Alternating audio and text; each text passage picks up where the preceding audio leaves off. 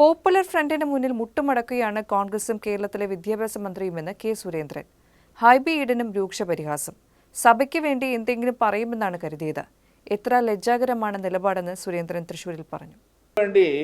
വിദ്യാഭ്യാസ മന്ത്രി ഒരു അടിസ്ഥാനമില്ലാത്ത കാര്യങ്ങളാണ് പറഞ്ഞുകൊണ്ടിരിക്കുന്നത്. ശിവൻകുട്ടി ഏറ്റവും ചുരുങ്ങിയത് ഈ കാര്യത്തിൽ മുമ്പുള്ള കോടതി വിധികൾ പരിശോധിക്കണ്ടേ? ബഹുമാനപ്പെട്ട കേരള ഹൈക്കോടതിയും മറ്റ് നിരവധി കോടതികളും വിദ്യാഭ്യാസ സ്ഥാപനങ്ങൾക്ക് അവരുടെ യൂണിഫോം നിശ്ചയിക്കാനുള്ള അധികാരമുണ്ട് എന്ന് വ്യക്തമായി പറഞ്ഞിരിക്കുകയാണ്. മറ്റൊരു കാര്യം ഇതിനകത്ത് ചൂണ്ടിക്കാണിക്കാതിരിക്കാൻ നിർവാഹമില്ല. ഇത് വളരെ ആസൂത്രിതമായി നടത്തുന്ന ഒരു നീക്കമാണ്. ഹിജാബ് പ്രശ്നം കേരളത്തിൽ ഉയർത്തിക്കൊണ്ടുവരുന്നതിന് പിന്നിൽ മതഭീകരവാദ സംഘടനകളാണ്.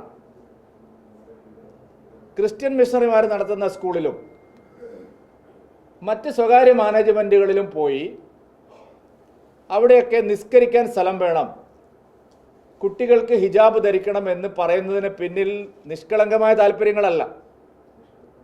അവർക്ക് വേണമെങ്കിൽ ഹിജാബ് സ്വതന്ത്രമായി ധരിക്കാൻ കഴിയുന്ന സ്ഥാപനങ്ങൾ നടത്തുന്ന വിദ്യാഭ്യാസ സ്ഥാപനങ്ങളിൽ പോയി കുട്ടികളെ പഠിപ്പിക്കാം.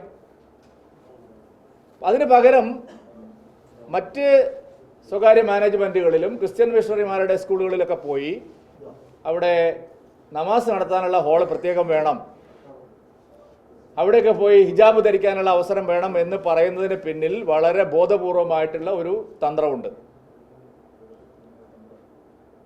ഭീകരവാദികൾ എല്ലായിടത്തും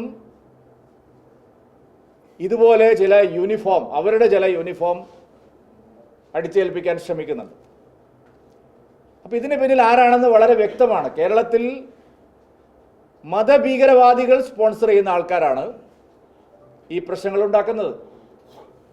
അല്ലാതെ ഇതൊരു രക്ഷിതാവോ ഒരു പെൺകുട്ടിയോ വന്ന് സ്വമേധയെ ആവശ്യപ്പെടുന്ന ഒരു കാര്യമല്ല.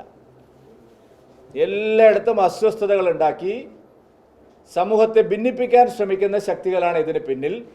നിർഭാഗ്യവശാൽ എപ്പോഴും മതേതരത്വം പറയുന്ന നമ്മളെ കുഞ്ഞാലിക്കുട്ടി സാഹിബിന് ഇന്നലെ ശരിക്കും ഒന്ന് പൊള്ളി. സാധാരണ കുഞ്ഞാലിക്കുട്ടി ഈ പഞ്ചാരയിൽ പൊതിഞ്ഞാണ് വർഗീയത കയറ്റിവിടാറ്. പഞ്ചസാരയിൽ പൊതിഞ്ഞ് വർഗീയത കയറ്റിവിടുന്ന ഏറ്റവും വലിയ പാർട്ടിയാണ് മുസ്ലിം ലീഗ്. ഇന്നലെ പഞ്ചസാര ഇല്ലാതെ അങ്ങ് കയറ്റിവിട്ടിരിക്കുക.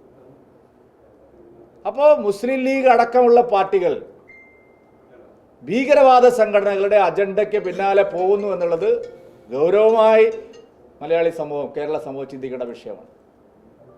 പഞ്ചസാരയിൽ പൊതിഞ്ഞ് വർഗീയത കളിക്കുന്ന ലീഗ് പോലും പരസ്യമായി ഈ വിഷയത്തിൽ ഇപ്പോൾ രംഗത്ത് വന്നിരിക്കുകയാണ്. അപ്പോൾ വിദ്യാഭ്യാസ മന്ത്രി UDF-നോട് മത്സരിക്കുക. കോൺഗ്രസിൻ്റെ കാര്യം പിന്നെ പറയണ്ടല്ലോ.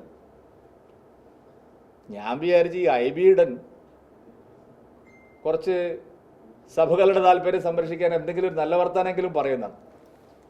എന്തൊരു ലജ്ജാകരമായ നിലപാടാണ്. പോപ്പുലർ ഫ്രണ്ടിന് മുമ്പിൽ പരസ്യമായി മുട്ടുമടക്കുകയാണ് കോൺഗ്രസിൻ്റെ MP മാരും കേരളത്തിലെ വിദ്യാഭ്യാസ മന്ത്രി.